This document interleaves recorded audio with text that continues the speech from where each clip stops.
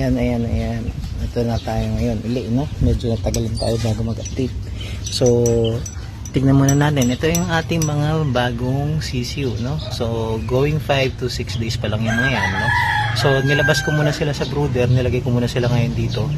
Magtatanghali na ngayon, no? Ang oras ngayon dito, magtatanghali na.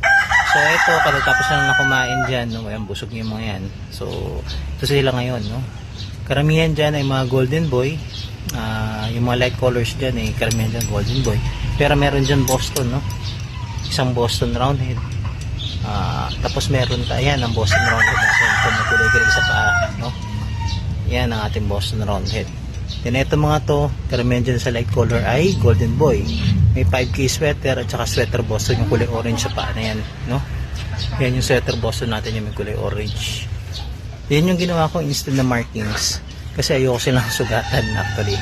Ayoko, kaya ayan ang ginawa ko na lang muna. Maluwag naman yan, hindi naman masikip yan. So, hindi naman sila dyan mahihirapan pagdating ng mga ilang araw pa. Papalitan ko na lang yan kapag mapapansin ko na medyo sumisikip na. So, ayan sila, no? So, ayan yung ating mga bagong CCU. May 5K sweater din dyan. Yun lang.